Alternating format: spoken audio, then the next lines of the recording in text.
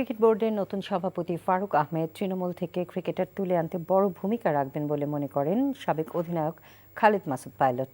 অন্যদিকে দীর্ঘদিন নির্বাচক হিসেবে বোর্ডের সঙ্গে কাজ করায় ভেতর ও বাইরের সবকিছু জানেন ফারুক, তাই বাড়তি সুবিধা পাবেন বলে মন্তব্য করেছেন আরেক সাবেক অধিনায়ক হাবিবুল বাশার সুমন। রিপোর্ট কুশল ইয়াসিরের। দেশের ইতিহাসের প্রথম ক্রিকেটার হিসেবে সভাপতি পদে আসা ফারুক আহমেদের উপর প্রত্যাশার চাপ বেশি। তার মতো একজন বিসিবি প্রধান হওয়াটা আরেক সাবেক অধিনায়ক খালেদ মাসুদ পাইলটকে গর্বিত করে তুলেছে। তবে হুট করেই বড় পরিবর্তন সম্ভব নয় সেটা জানা আছে তার।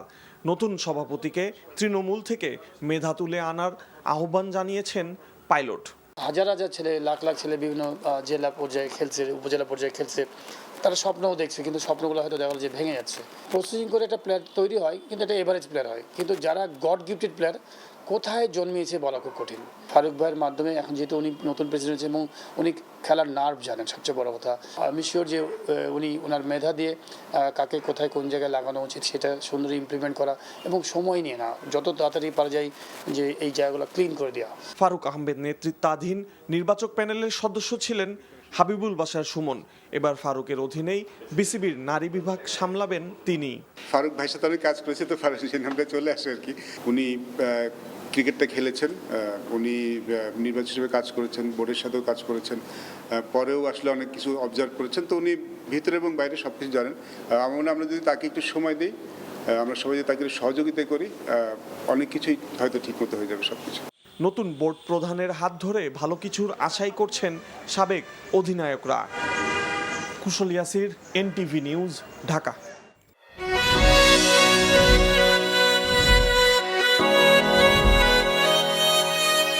এই শুনছো, উঠো না। আমি বলবো হ্যাঁ একটু ঘুমাই। তোর বাইরে লেগে এক কাপ চা বানাই দে। ভাইয়া, চাই কি চিনি বেশি দিব নাকি কম? 2 চামচ লবণ দিয়ে দে।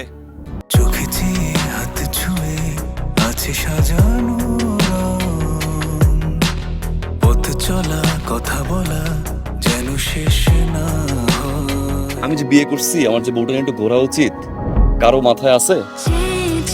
থাকি পথে আসলে তুমি বুঝি রাঙা রথে বিভোর হয়ে থাকি প্রতিটি ক্ষণ।